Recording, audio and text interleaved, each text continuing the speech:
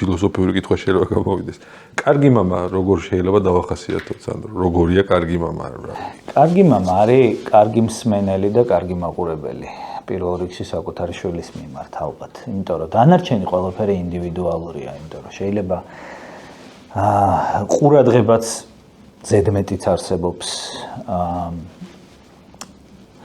რაღაცა თავისუფლების მიცემაც ზედმეტიც არსებობს, შეზღუდვაც ზედმეტიც არსებობს. ანუ ყველაფერს რაღაცა უნდა, ამიტომ პირველ რიგში უნდა იცნობდე კარგად შენს შვილს, რომ მიხვდე რა არის მისთვის ისეთი დოზა, რაც მას ხელს არ შეუშლის. მე არ ვამბობ, რომ აი ხელს შეუწყობს. აი ყველაზე ხშირად მშობლებს გვიჭირს ხელი არ შევუშალოთ. მის კარგად განვითარებას.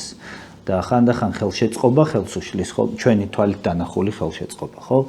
ამიტომ პირველი კარგი მამობის პირველი ნაბიჯები დაწყებითი სკოლა ჩემთვის არის, რომ ვუსმინო, ვუყურო და ვიცნობდე მას.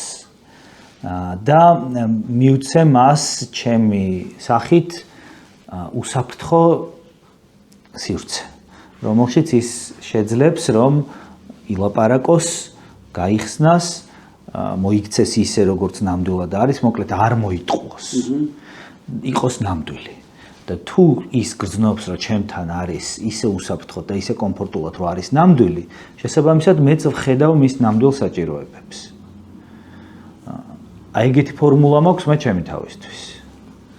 მე უკვე ყველაფერი არის ძალიან ისეთი, რავი, ეხა ნებისმიერი მშობელი ცდილობს, რომ კარგი განათლება მისცეს, უსაფრთხოდ იყოს რაღაცა, ეს ყველაფერი რაღაცა ასე ვთქვათ სტანდარტებია, მაგრამ აი ეს ფესვები არის, რომ იცნობდე კარგად და იცოდე, ოღონდ თან ისე, რომ ეს ცნობა არ მოხდეს დაკითხვის სახით, არამედ რაღაცა ბუნებრივად მისთვის უსაფრთხო, მისთვის სასიამოვნო დაკითხვის მაღლა ჭაღირო ქანა. ხო, ანუ ხანდახან ეგრეც მშობლებს ეგრე ესმით, რომ უნდა ვიცოდე მის შესახებ ყველაფერი ნიშნავს, რომ დაისვა წინ და აბა მომიყევი სკოლაში რა მოხდა ეხლა და ეგრე არ მოგიყვება, ხო. არავითარ შემთხვევაში. პირიქით იცი რა, თვითონ უნდა გქონდეს ეგ მომენტი, რომ თუ თქვათ მისი ბრალი არ არის, არ გაუჯავრდები, თუ მისი ბრალია, მაშინაც უბრალოდ მიუთითებ, რომ აი ესე ჯობია მამიკო და აი სხვა დროს იფიქრე, ხო?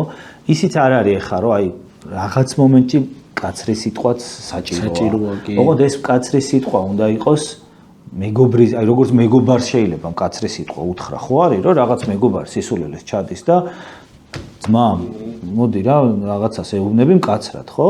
ანალოგიურად შენ შვილთანაც მეგობარი ხარ და გინდა რომ კარგი უთხრა და არა ხარ მონათფლობელი. ეს სიტყვა არ უნდა იყოს ზემოდან ნათქვამი, ხო, რაღაცა იმითი, რომ ეხა გააკეთებ ეს. უნდა მოყვეს ახსნა, უნდა მოყვეს განმარტება. საერთოდ ხო, ანუ ყველაზე ძვირფასი არის ეს ხშირი კომუნიკაცია, რომ ერთმანეთი უკეთ გაიცნოთ. და ძალიან მაგრად მუშაობს, პირადი გამოცდილებიდან ვიტყვი, რომ შენ ამბებს რო უყვები. კი ბატონო, რა მაგრად უყვართ. მე და ნენეს იმიტომ რომ ორმხრივია, ხო, მე და ნენეს გქონდა თამაში, სამწუხაროდ დიდხანს არ ვითამაშით, მაგრამ გქონდა შენი დღეობანა დავარქვით. ძილის წინ მე უყვებოდი ჩემი სამსახურის ამბებს, ის მიყვებოდა სკოლის ამბებს. აი ერთი სული ქონდა ძილის დრო, როდის მოვიდოდა, რომ ეს და მოგვეყოლა. რა კაია. მაგრამ დიდხანს მე რა თქმა უნდა მე დამეზარა.